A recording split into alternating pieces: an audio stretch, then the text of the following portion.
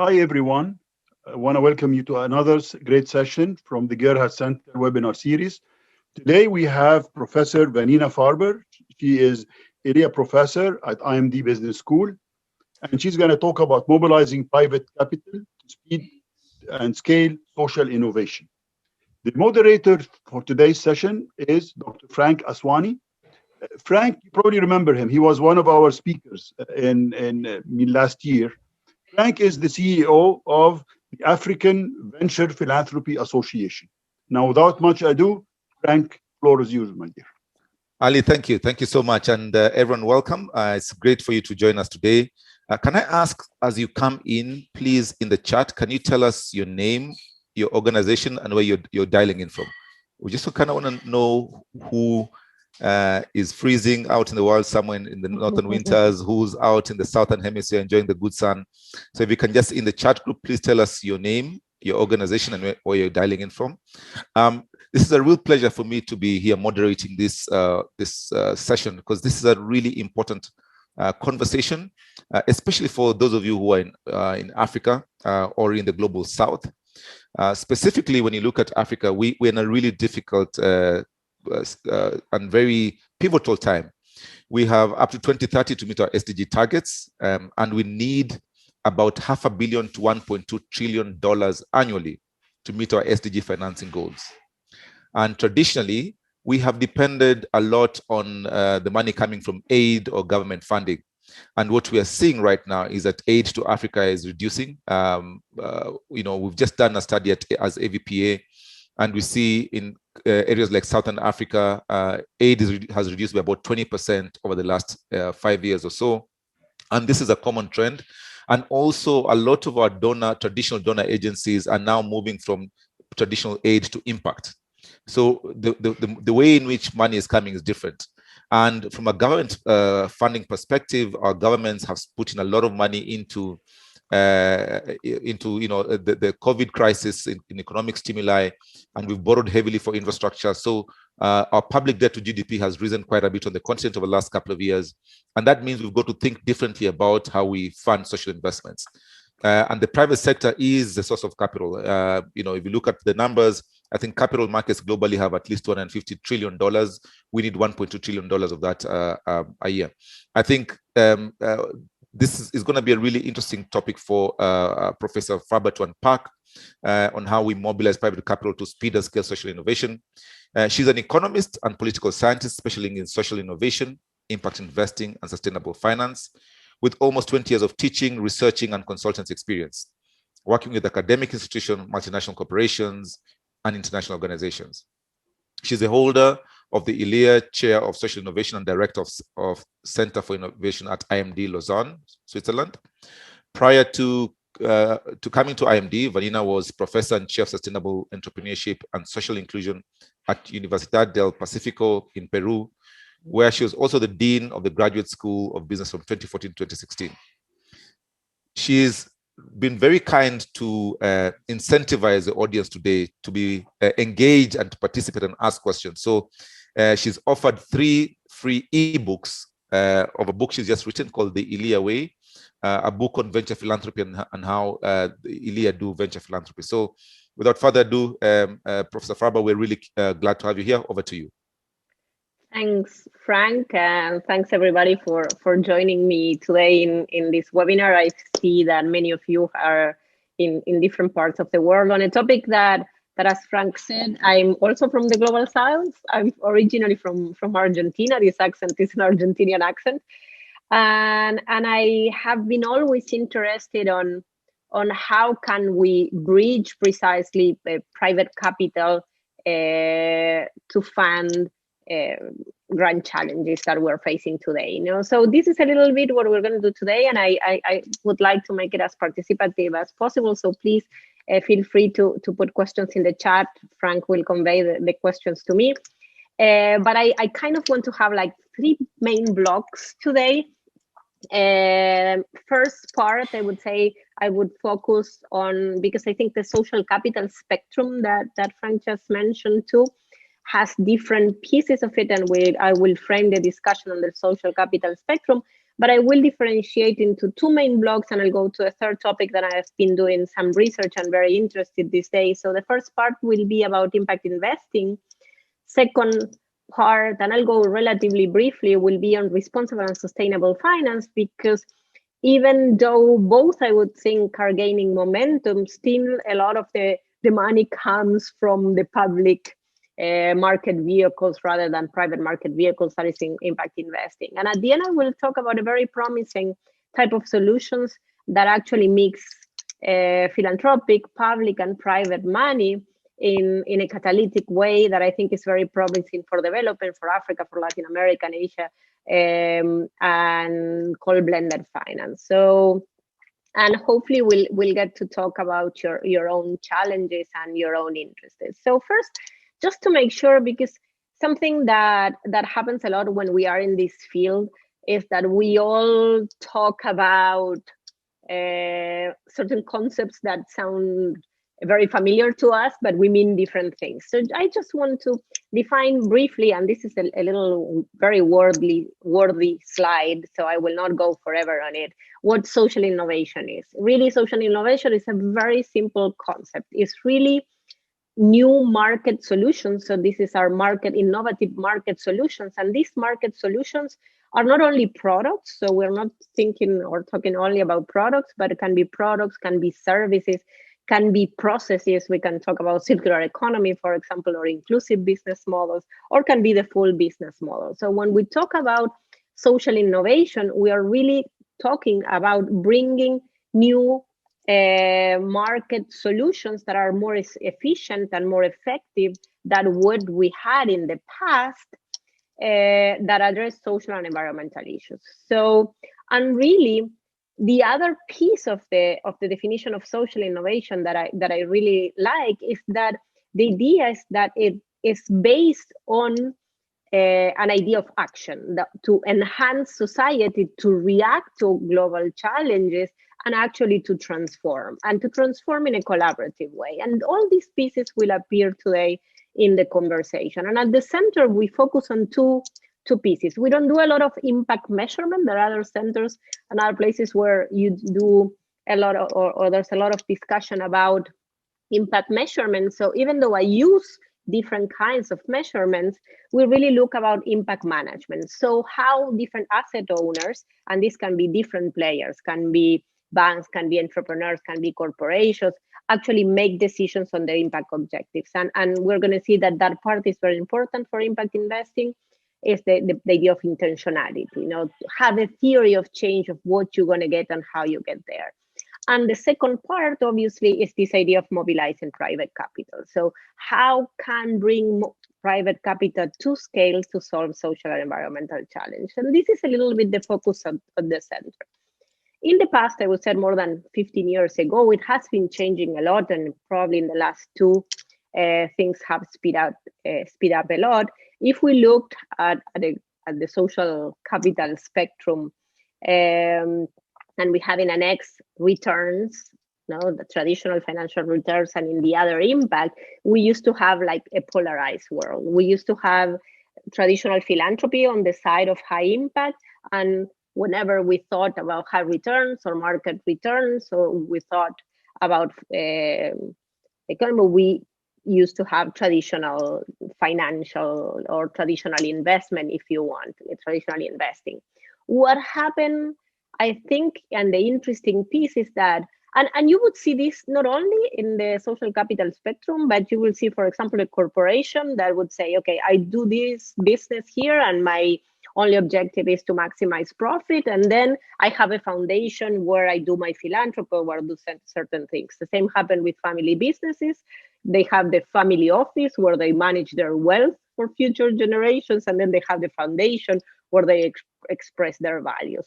So somehow, in many areas, there seemed to be a disconnect between how you mobilize capital for impact or for social and environmental problems, and how you work or how you mobilize private capital in order to get returns. So what is happening now, and I think it is the most interesting piece, is that there's a whole impact economy in between these two extremes. And these two extremes are converging more and more and transforming from mindset to operations to strategy, etc. So we have a part of this spectrum that is the one that I just call the deep impact vehicles, that we can say that is really going deep into investing for impact.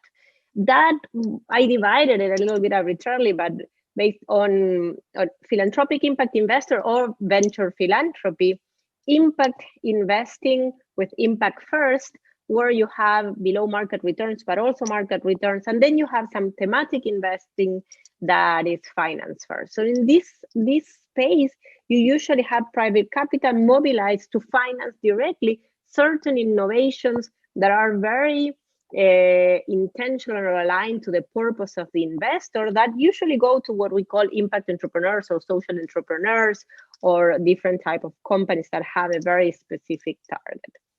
Then if we keep moving more into the market return spectrum, we are going to have a whole area now. And if we look at the amount of money that is mobilized, this is actually mobilizes much more money still, even though impact investing is growing, that is in the public market vehicles. And this we know as responsible investing or sustainable investing, responsible finance or sustainable finance, if you want, where we have asset managers, where we have insurance companies, where we have institutional investors, etc. And usually these investments are part of different types of investment, could be fixed income, could be equity, etc., but go through the public markets. And there's a different type of strategies that we will comment a lot. And in many cases, they don't go more into the deep impact side. Some do or starting to do, but it's more integrated environmental, social, and governance criteria in their decisions into their strategies. And this is why it's usually called investing with impact, that rather these four deep vehicles. Now, and there is a last part that I'm very interested in, I say, that is blended finance, that moves a little bit, that breaks, I would say, the boundaries of a lot of this. So this is how I'm going to organize the conversation, and we're going to try to talk about all these different topics. So when we talk about impact investing, and again, you're going to hear this word used in many different ways, so this is why I also want to define it. We are talking about the right hand of the graph that you have seen, and now you have it in yellow there in the top.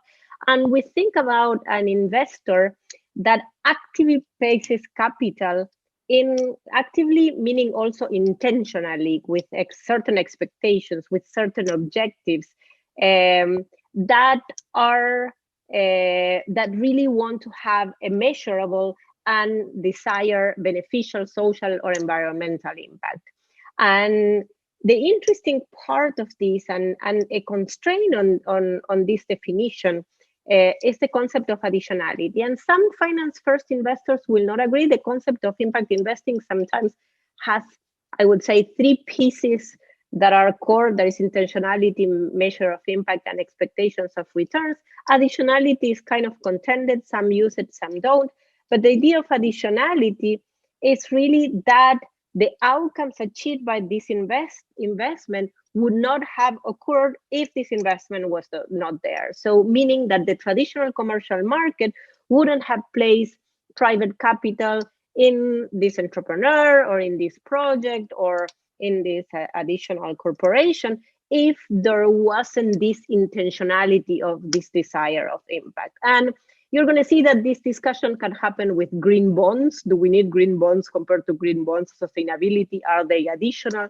Or with other things to try, are we building a market? Is this impact sector different? No, so when we talk about impact investor, remember we have this idea of intentionality, expectations of return. If we talk about venture philanthropy, obviously can be below market return, highly concessional money. If we talk about finance first, or we could have above market or at least market returns.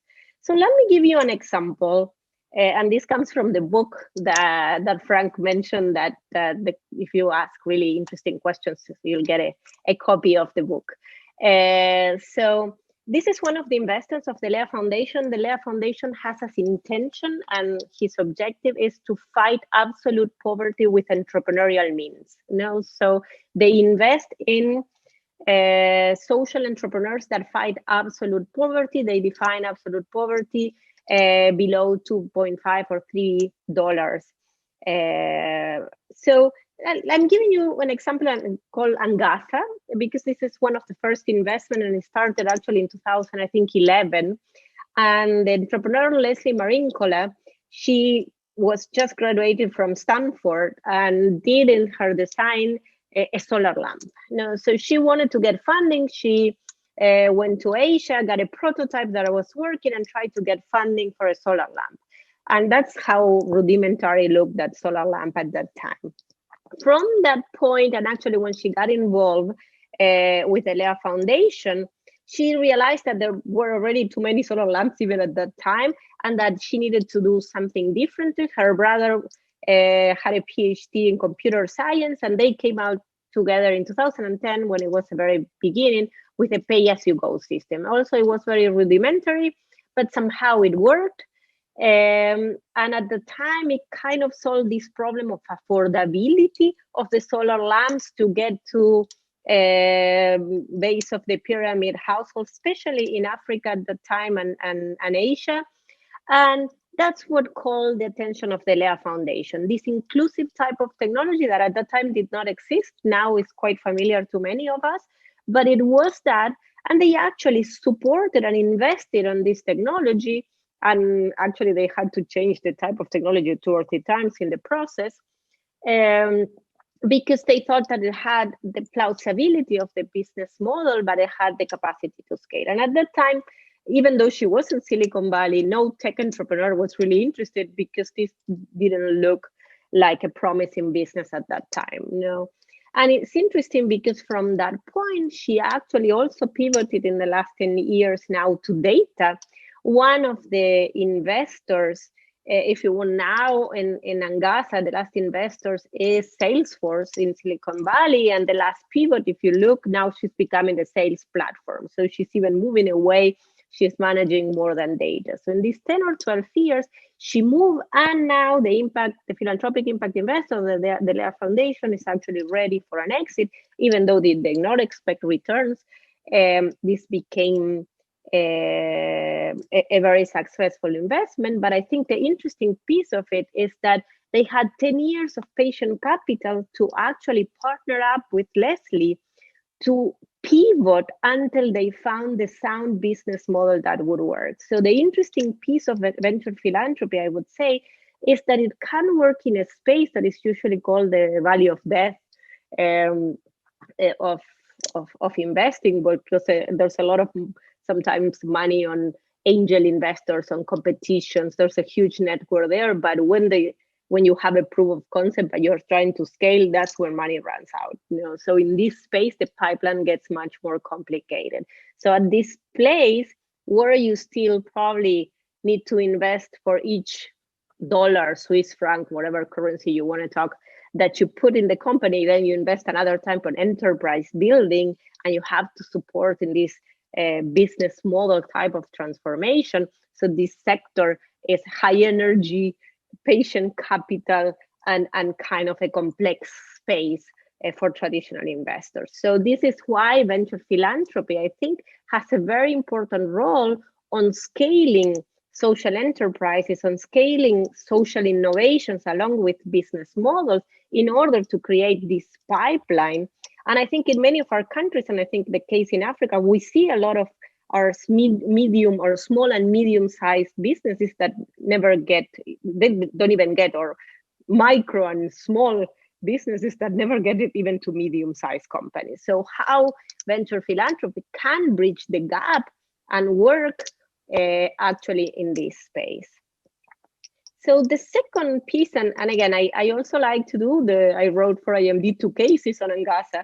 One is an e-case that can be used to pitch the initial stages and then to see the whole thing, because I like also to share, if any of you is a professor or works with entrepreneurs, to understand how the process is. And I try to all the things that I work on, entrepreneurs that I work on, the companies that I work with, to bring also pedagogy into the story. So if we go to the public side, and most of the things I've been doing lately is actually working with asset managers, with insurance companies. It has been a little bit of a switch on how can they integrate meaningfully ESG criteria, environmental, social, and governance criteria into their strategy. So when we talk about responsible investing and sustainable investing, what we are really saying is a set of investment strategies that incorporate in the decision-making environmental, social, and governance measures. And this came from the 1990s, if you want, in the apartheid in South Africa, when there was a call to investors to actually disinvest from South Africa to push for systems change and to finish the apartheid. And from that, this exclusionary part that we tend to call responsible finance based on values in many of the cases gained momentum, but also now is moving into other strategies. Actually, not only trying to avoid or disinvest to push for change, but also to engage with companies proactively and to look for best in class to enhance returns. And just to, I thought it was kind of a funny note, and since the Pope is Argentinian, I used that. Even the Pope last year called the Vatican to disinvest from fossil fuels, And after that, you had more than 40 base organizations disinvesting from fossil fuels. But it's not only about values-based type of disinvesting. You have the Net Zero Alliance, and you have a lot of pressure now. And if you see there, you have a lot of insurance companies that are disinvesting from, and it, again, can be tobacco, can be arm, can be all kinds of different issues that you get into the disinvesting side to put pressure. But there is also, and this is actually a growing side of the activism of investors that is saying, okay, I don't know how much we change by taking money out, because in many cases they still have some other investors that don't care about impact. So we also want to actually use proxy voting. We want to still be owners or shareholders of these companies, but we go and vote to try to transform it. We engage with the companies to actually transform it, and we also finance the transition. And financing transitions is going to become, and it is now, more and more an issue. And here you have an example from, for example, Aberdeen Standard Investments, and you can see that it's not, for example, only clean energy or fossil fuels that we talk about, but you can see that issues like indigenous rights, data security, climate transition, board governance issues, gig economy and labor rights. You're going to see now gender lens for the investing. You're going to see also social justice issues coming into. So we are having a time where investors are becoming, again, more and more interested on having a voice and pushing for transformation. I had the opportunity to work with Triodos Bank and two really fun cases, especially the Tesla case, where we tried to do, actually a question is, would you invest in Tesla? Is Tesla good if you want, you put it in an ESG in a portfolio? They have a great product, an electric car, very innovative, groundbreaking. But if you look at the governance issues, if you look at the value chain and the cobalt value chain and labor rights, if you look at even gender issues, labor rights is not that clear. So, and if you look even at environmental, almost the only cash they make comes from selling carbon credits. So the positive impact they have on the environment, they're selling carbon credits to other car companies. So do you do it or not? So the challenge is, and the nuances are really on how you integrate these issues and how can you be, again, very intentional, because the way we're producing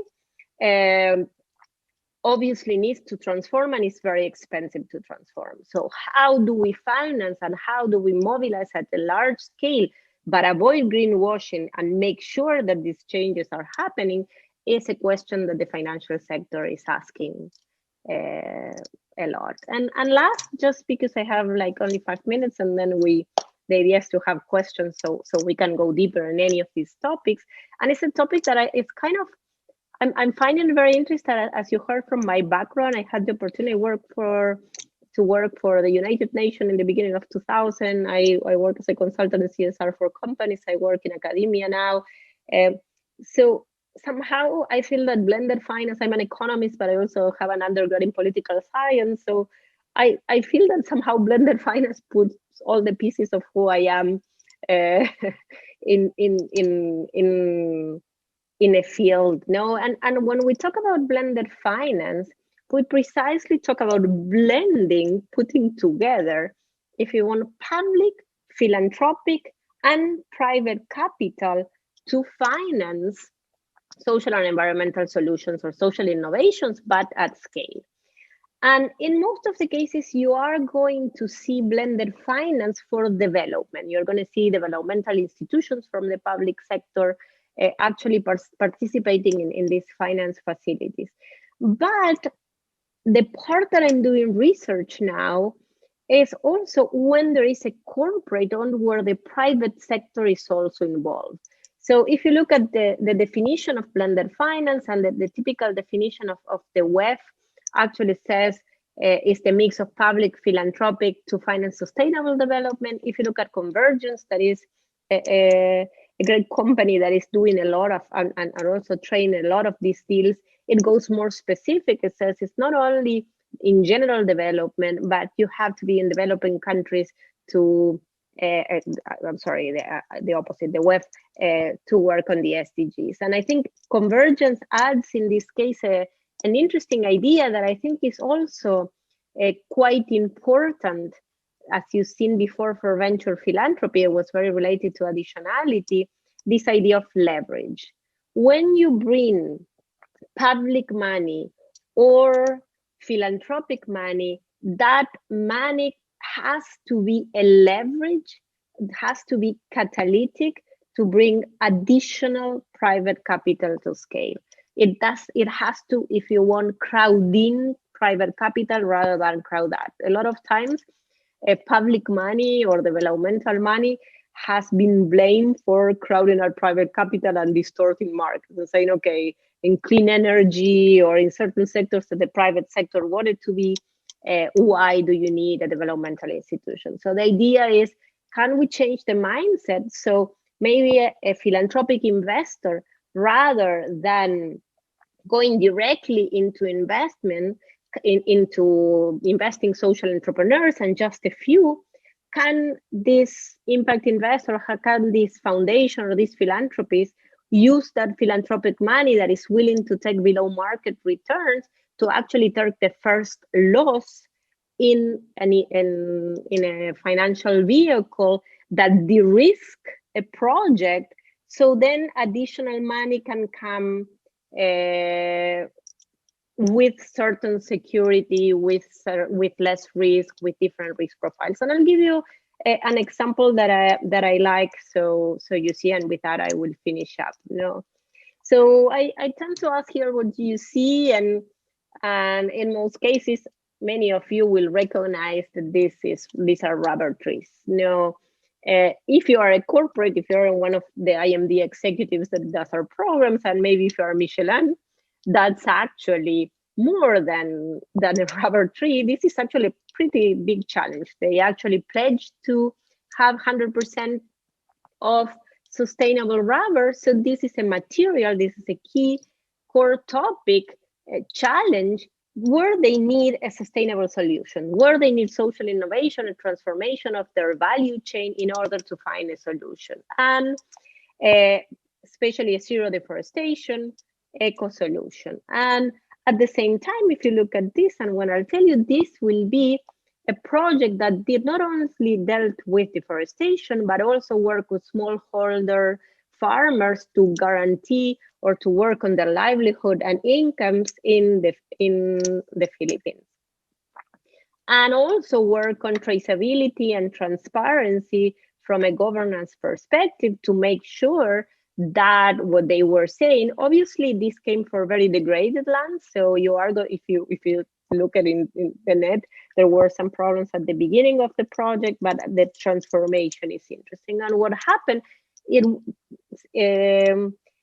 a blended finance facility was created, and I will explain what it was, with the collaboration of Indonesia's Michelin, Barito, that is a local Indonesian sustainable farm for rubber trees, the United Nations Environmental Programs, and WWF guaranteeing the environmental outcomes, and the Agroforestry Foundation to guarantee the outcomes. USAID, the US cooperation agency that took developmental money to de-risk the project, and ADM Capital that pulled together all the smallholder farmers, and BNP Paribas, commercial bank, that actually securitized all these small loans to actually create tranches and bring private capital to scale. And I'll show you a little bit what it meant to be. It became $100 million. Now they're actually doing a fund that is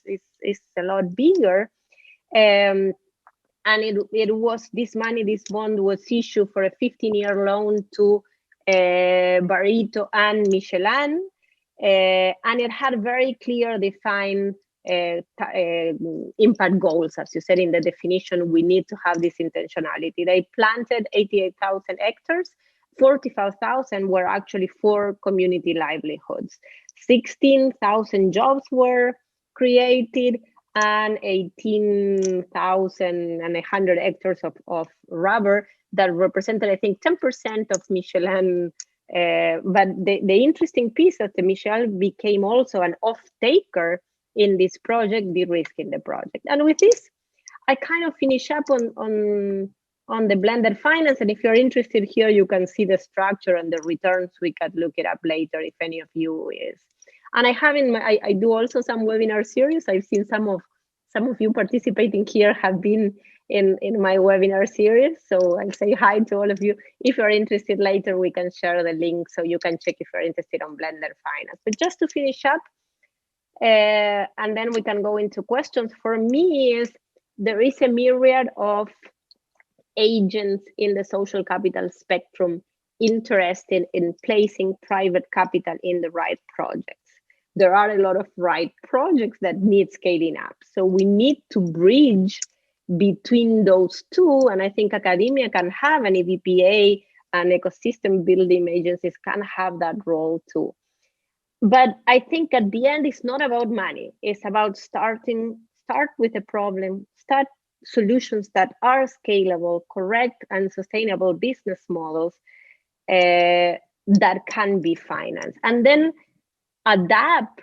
The financial solutions are there, had to be tweaked and amended, but we do have I would say, the tools or in order to address the issues in a way. The difficult part really is how we measure, how we track it, how we avoid greenwashing, the trade-offs when we talk about social, environmental, sometimes in the decision making, and how we collaborate, how we create incentive for different players with different compliance. If you get a commercial bank, they have 900 pages, or the developmental institutions of lawyers, and a corporate will not wait 10 years for that. So how do you get the timing right in the collaboration, the aligning of incentives and the partnerships to actually get this kind of deals on the road? And I think at the end, it also changing this dichotomous mindset, know that only for impact you do philanthropy, and for returns you just do traditional investments. So how we change the mindset to realize that corporations, that the financial sector, that any of us in a way that we act, we can become agents of change. So with this, I would like to yield back to Frank and maybe open up to some questions. Yeah, Vanina, that final slide was very powerful. Start with the problem. Einstein always said, If you've got an hour to solve a problem, spend 55 minutes understanding and unpacking the problem and 5 minutes solving the problem. And I think too many times we rush into the solution before we've actually unpacked the problem properly. And I think also your comment around, when I look at this space and the solutions available, I think it really brings out the entrepreneurial spirit in all of us, because every solution in this impact space is almost bespoke. There's almost no two that are the same. And I think it will bring out the best in all of us. Those of us who are really excited about solving problems and being creative.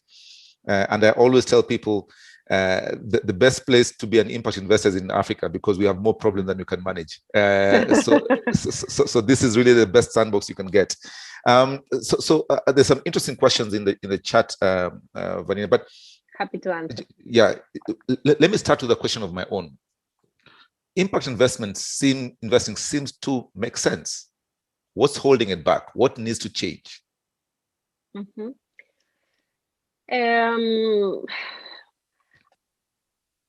I think it's still transaction costs are very high. I'm an economist, if that's the word, but I think and I think we need to pass this catalytic stage. So we are having still small deals that take a lot of time and a lot of energy, and I think, and this is why I think collaboration needs to happen, and we need to bring other type of players. I think when we talk about impact investors, it was like a tribe of people that that wanted to manage the whole process. But I have seen changes a lot, and you are seeing now a very well-established finance first. And I think I've seen here a person from Symbiotics that was a student of one, a friend in the audience. So you do have now very well-established impact investors, and you see, for example, Bamboo Capital is putting together a fund. There's Pablo in the audience, but you also have, like I was mentioning, Bamboo Capital putting a 500 million dollar fund for SDGs. And so I think we're trying to consolidate and keep the mentality. So there's still some foundations or venture philanthropists that are going to go into direct investing, but trying to work more on ecosystems and consolidation.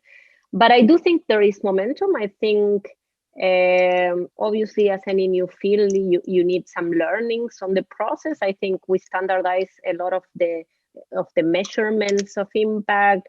We have created ecosystems in order to work much better. And I think the different pieces of, I would say, of the life cycle of the business, from the angel money to the VC, to the venture philanthropy money, to the more commercial impact investing, are getting more integrated. So I think that from that integration and that collaboration, that sharing lessons, I'm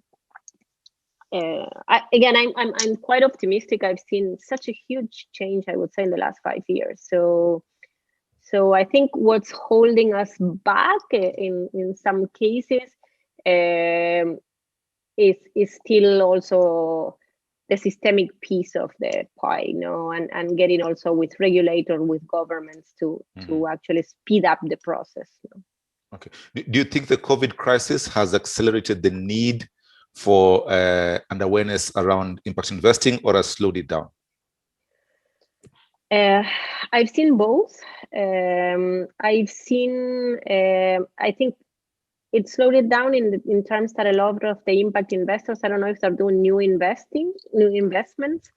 In many cases, the due diligence process is very face-to-face, and a lot of on-the-ground work that has been slowed down. And a lot of patient capital is going to save the investments that you already have. So I think from that part of the new investments, I think has slowed down. But on the other hand, I think it's actually a great test for those impact first investors, that they're staying for the long haul and supporting their investors to pivot, to create. I've seen at the elea Foundation, for example, they had a lot of skill building investments, and a lot was like face-to-face education pieces of the model. And they have pivoted in 2 months to online training, to building different skills to supporting. And I really think they will come out a lot stronger, because now with the technology, they can scale up a lot faster than really brick and mortar. So those that survive, there's still challenges of how to live, I would say, leadership issues also in a digital work, and proximity to be, if you want, customer centric, etc. But I do think that in a certain world, there are some things that are going to speed up the transformation and even the access, and especially those that were able to enable inclusive technologies. Yeah, I think what's very clear is that a lot of social investors have realized collaboration is more important right now, because the resources are fewer than the need. And so at least from what we are seeing, a lot more people are willing to collaborate than they traditionally would.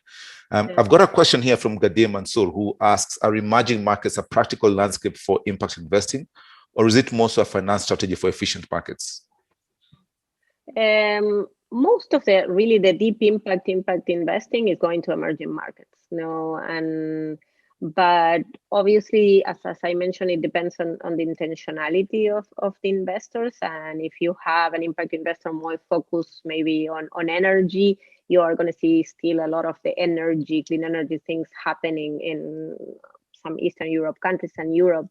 But the idea and most of the focus in general goes into emerging economies. And the growth in Africa is huge. The growth in Asia, there's a lot of interest too, in Latin America too. So I do think it's a field that was born from the interest to invest in emerging markets. Okay.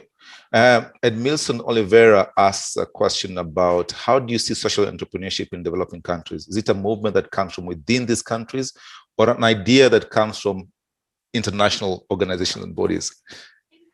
I wouldn't say that it comes from organizational, but for me, it was when you look at the big corporation movement, or you look at social entrepreneurs. If you come from Argentina, or I lived in Peru 9 years, you don't need to call social entrepreneurs. We have impact embedded, because if you don't have this, if you don't have inclusive business, if you don't think about certain issues, you cannot even operate with informality around you. So I think the label came from an academic part of the world, but I wouldn't say that this is a colonialist type of concept.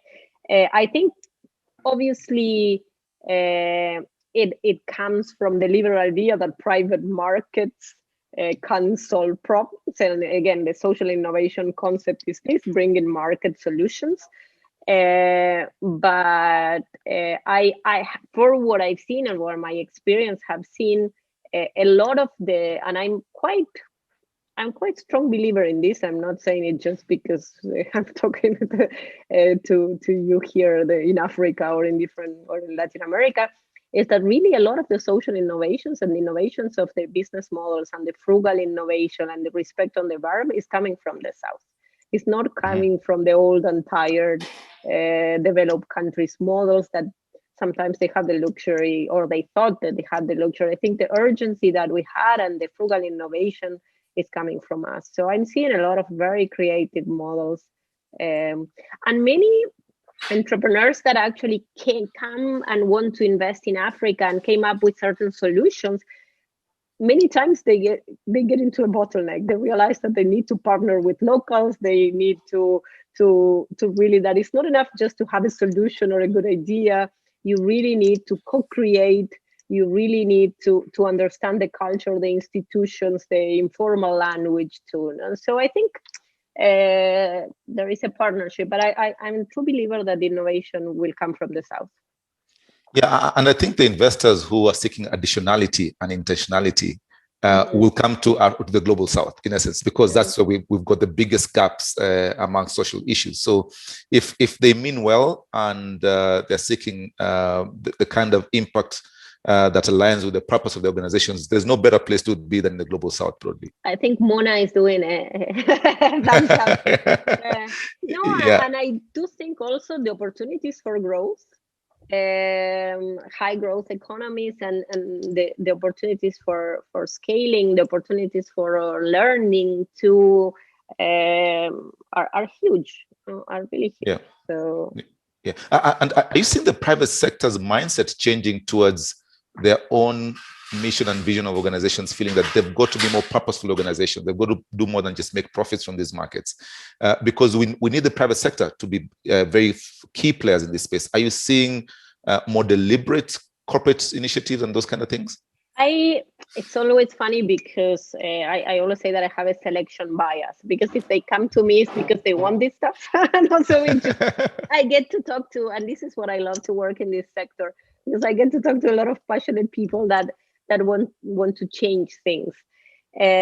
So I do get to see that I would say intrinsic motivation to change business models. And I think COVID has also put some urgency on this and realized that systemic risk can destroy value of corporations, that things like climate change look strange, but a pandemic looks strange, and now it's possible. Yeah. So I think it put a different sense of reality on corporations. But I'm not a mind reader, I'm an economist. So I believe in intentionality when you do investment. So because of the focus on the tailor, but I cannot read the heart of the corporates that I work with. But I can guarantee, or I can try to monitor that they don't greenwash, and that there are measures and there are baselines and there are processes that are there in place. And I also think that there are certain global tendencies that are putting a lot of pressure, that if it is for conviction or because they need to, are converging. Legislation and regulation obviously are pushing for change, from the green taxonomy of the EU to regulation in all the countries about a lot of different issues, if you want. And customers are starting to pay more attention, and social movements, and this is where I like to work with young activists from different countries, are also pressuring up and at companies to be more transparent. Consumers, through their willingness to pay for central products and moving away from others. And also I see young generations, I see my daughters. I don't know if they would work or take the same type of corporates that, and I work with MBAs too now, when they look really highly qualified IMD students who want to go and work for companies that have a purpose. You know? So I think the convergence of a more enlightened leadership that I would hope will keep happening, and a generational change too. My generation hopefully will step away and get younger people. We became a little cynical, and older generations too. But also the convergence of all these forces, I think, hopefully for me, is pushing into an inflection point that I think it has no return. Yeah. Okay, good. I guess the main test of any good solution is whether it can work in extremes of places. So Mohammed Al-Hadi asks, all this that you've mentioned, whether it's impact investing, but especially things like blended finance, can they be implemented in conflict-affected countries as a vehicle for stabilization, economic empowerment, those kind of things?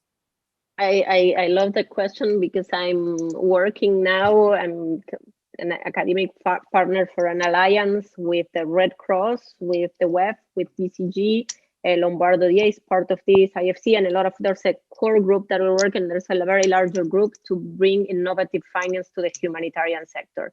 And for example, Lombardo DA and the Red Cross is one of the webinars that I have from mine. If somebody's interested, I can share it later.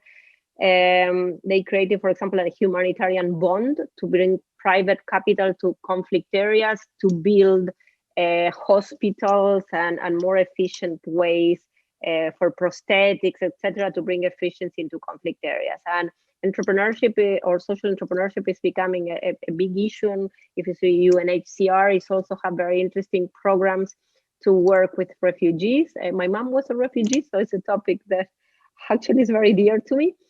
And thinking about how can we bring, and I'm trying to put together a program precisely to get, I would say, the NGO sector, United Nations organizational readiness to actually receive private capital. And I think something I put at the end of of my slides is be a translator. Somehow we need to translate the two languages, the languages of the financial sector with the language of the UN or NGOs or development facilities. So we bridge that dichotomous part and we align incentives. So I think many of you here, at least some of you that I know, can play that role on building bridges. But we have to, because this complex, again, not everything can be solved with private capital. Some things will need philanthropy, some things we need development aid, but there are others that we don't.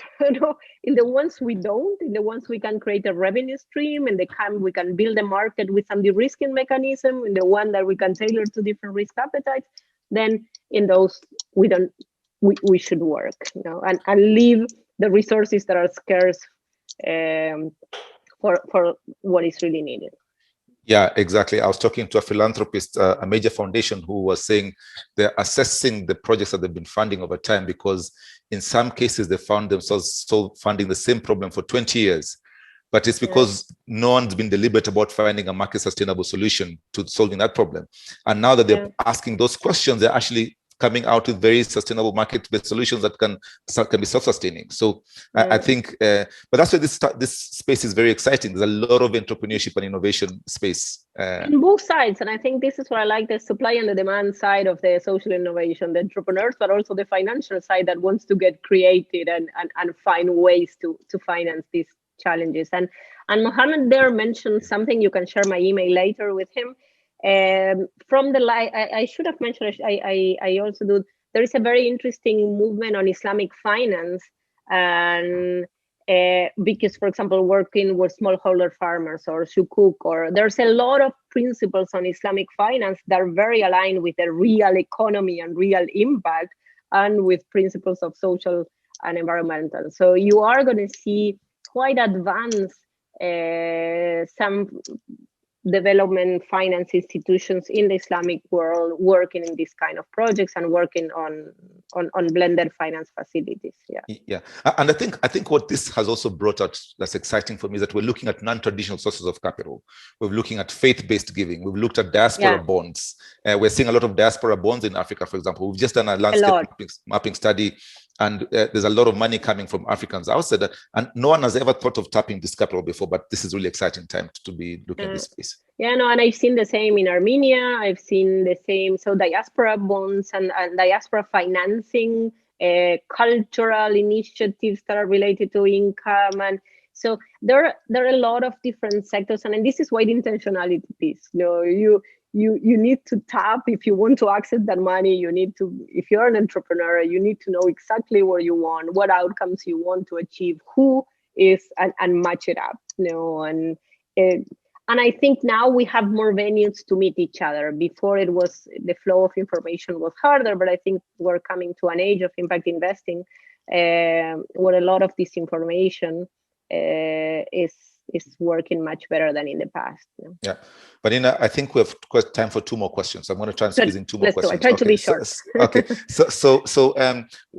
Owen Dorset asked, with blended finance, is philanthropic capital ever dissuaded by the idea that their contribution could be seen as servicing interest payments on private lending, or is that not really an issue? So we know blended grant capital is a bridesmaids in unlocking private capital. What's your thoughts about that question? It is an issue. It is an ethical issue sometimes, and the same could happen to developmental institutions. Sometimes you're going to say, why am I going to put taxpayers' money into something that the private sector will get returns? So you need to be conscious of how you structure these facilities, and that the returns are market returns, but not really. We don't go back to crazy type of returns, and there is a part again of the mindset of understanding that these institutions can actually unlock a huge amount of funds, and if they get the right partners work, many times you don't necessarily lose that money. So it takes really a developmental institution or a type of foundation that really wants to have this catalytic role, and that is also part of the intentionality. So they need to ask themselves how they do it, what returns, and structure it correctly. But there is that part of the ethical concern that, okay, if the philanthropist or the public money could take the burden of the risk. So there has to be risk sharing, even though you tailor, nothing is 100% free money for the private sector. No, the idea precisely is that you shift a lot of the risk that the development institution had before doing everything on its own. Now you're shifting it to the private sector and give a part of a de-risking or certain assurance there. And but I have seen those concerns, and are concerns that you have to address. So again, I am preparing a program on these issues, and I'm including a section on discussing these issues. And the same is to include the private sector. If you are the Red Cross that is supposed to be neutral, do you want to be working with a private corporation? Can they use you to greenwash their name? Are you sure what they're doing? So how you structure these deals, who are your partners, what do they bring to the table, transparency, clear governance, and check and balances, if you want, third-party verification, how you build that in is key to build it correctly. It's not easy to crack the blended finance deals, but they're happening, and there are already some networks that are working relatively well.